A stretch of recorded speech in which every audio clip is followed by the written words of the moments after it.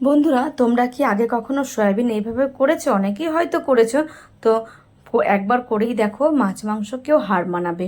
Chilli chicken স্টাইলের সয়াবিনটা দেখো। প্রথমে আমি সয়াবিনগুলোকে ভালো মতো সেদ্ধ করে মিক্সিতে পেস্ট করে আলাদা করে সাইডে রেখে দিয়েছিলাম।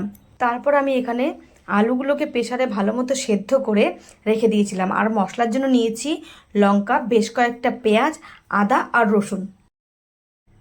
পেঁয়াজগুলোকে কেটে বড় বড় ফালি করে কেটে আর রসুনটাকে কুচিয়ে সাইডে রেখে আর মিক্সিতে আমি নিয়েছি আদা আর লঙ্কা পেস্ট।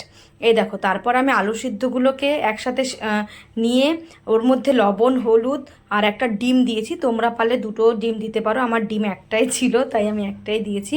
আর একটু সামান্য কর্নফ্লাওয়ার দিয়ে আমি ভালো মতো মেখে নিয়েছিলাম। মেখে তারপর ওই সয়াবিনগুলোকে আমি বড়ার আকারে ভেজে নিয়েছি, ছোট ছোট কোপ্তার সাইজে। তারপর ওই তেলের মধ্যে আমি পেঁয়াজগুলোকে দিয়ে দিয়েছি। তারপর একটু নাড়াচাড়া করে তার মধ্যে দিয়ে দিয়েছি কুচনো রসুন। যেই রসুন আর পেঁয়াজটা একটু ভাজা ভাজা হয়ে গেছে, তারপর দিয়েছি লবণ আর হলুদ আর একটু গুঁড়ো মশলা দিয়ে ভালো মতো কষিয়েছিলাম। তারপর দিয়েছি টমেটো সস আর যে মশলাটা পেস্ট করেছিলাম আদা আর লঙ্কা, সেই পেস্টটাও দিয়ে ভালো মতো কষিয়ে নিয়েছি। কষানো হয়ে যাওয়ার পর দিয়েছি স্বাদ মতো একটু চিনি।